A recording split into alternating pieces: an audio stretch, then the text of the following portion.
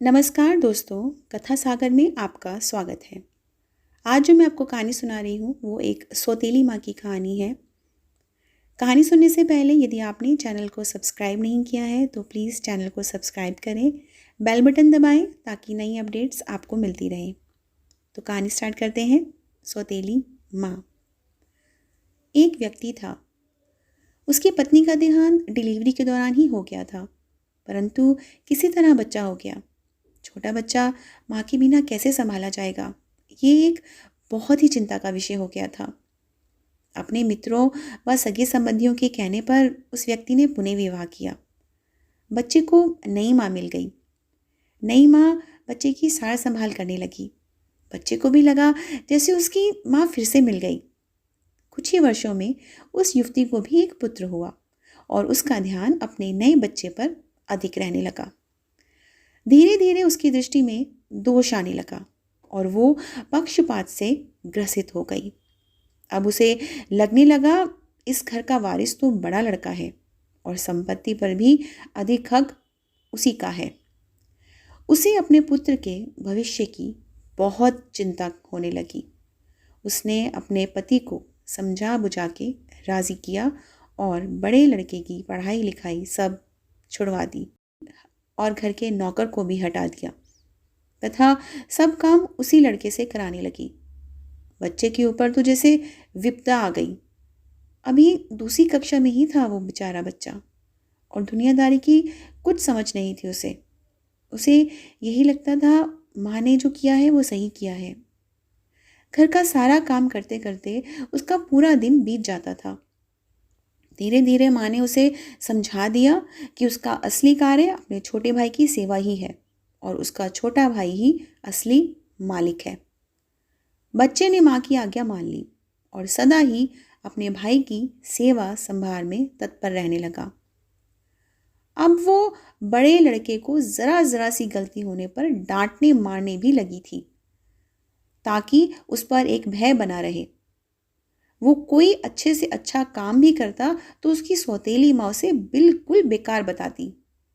लेकिन फिर भी बालक के मन में माता के लिए प्यार ही उभरता। वो उसे सौतेली माँ नहीं मानता था। उस औरत ने घर के पूजा पाठ का जिम्मा भी उसी बच्चे को दे रखा था। उस बालक की बुद्धि धीरे धीरे आध्यात्मिक होने लगी। जैसे जैसे वो बड़ा होने लगा उसे सच्चाई समझ में आने लगी। लेकिन वो अपना सब दुख भगवान से ही कहकर संतोष कर लेता था और उसका सारा दुख समाप्त हो जाता था।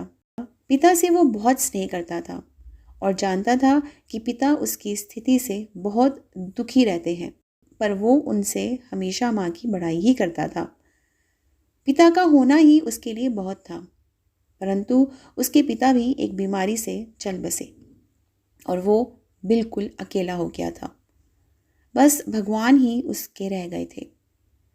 समय बीतने लगा और दोनों बच्चे बड़े हो गए। अब घर का सारा अधिकार सौतेली माँ के हाथ में ही था। योजना के अनुसार बड़े बच्चे की शादी उस औरत ने बहुत ही गरीब घर में एक अनपढ़ औरत से करी तथा अपने पुत्र की बहुत बड़े घर में वह पढ़ी लिखी युवती से की। उसने बड़े लड़के को नौकरों वाले घर में से एक घर दे दिया और उसकी पत्नी को भी बता दिया कि उसका असली कार्य मालकिन यानी छोटी बहू की सेवा करना ही है। छोटे लड़के के लिए उसने बहुत बड़ा भवन बनवाया था और स्वयं उसी में उन्हीं के साथ निवास करने लगी। बड़ा लड़का खुशी से अपना जीवन व्यतीत करने लगा और पत्नी के साथ माँ व छोटे भाई के परिवार की सेवा करने लगा। छोटे लड़के की स्त्री को उसकी माँ बहुत अखरती थी। उसे लगता था कि मालकिन उसे होना चाहिए। अब सास बीमार भी रहती थी और साथ में रहने के कारण रात बिरात सेवा उस छोटी बहू को ही करनी पड़ती थी, जो उसे बिल्कुल पसंद नहीं था। एक दिन पता चला कि सास को छूत की बीमारी हो गई है। ये जानकर तो छोटी बहू और दूर दूर रहने लगी। उसकी आंखों में सांस खटकने लगी। उसने अपने पति से कह दिया कि इस घर में या तो वो रहेगी या उसकी माँ। छोटे लड़के पर अपनी पत्नी का जादू चढ़ा हुआ था। उसने अपनी ही माँ को घर से बाहर निकाल दिया और उसे वही नौकरों के घर में रहने को कह दिया। अब माँ भी वृद्ध हो चुकी थी और अचानक हुए इस घटनाक्रम से एकदम बदहवास हो गई। उसे अपने जीवन भर की पूंजी व्यर्थ जाती दिखी। वो अपने इस बेटे पर पूरी तरह से निर्भर थी। उसने सपने में भी ऐसा नहीं सोचा था। उसे लगने लगा कि अब उसकी सेवा कौन करेगा। उसने आत्महत्या करने का निर्णय ले लिया और गंगा जी में डूबने चल दी। बड़ा लड़का कहीं बाहर गया हुआ था और उसे कुछ पता नहीं था। वो एक घाट से गुजर रहा था। शोर सुना तो देखा कोई नदी में डूब रहा है। उसने भी छलांग लगा दी और जब बचा के लाया तो देखा कि ये तो उसकी ही सौतेली माँ है। जब सारी बात पता चली उसे तो वो बहुत दुखी हुआ और अपनी पत्नी व माँ के साथ घर त्याग दिया। वह दूसरे गांव में रहने लगा।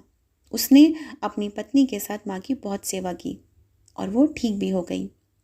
वो लोग अच्छे से जीवन बसर करने लगे और उस सौतेली माँ को भी ये एहसास हुआ कि मेरा ये पुत्र मुझसे कितना प्यार करता है और उसने उस पुत्र के साथ कितना बुरा व्यवहार किया और उसे अपनी गलती का बहुत पछतावा हुआ।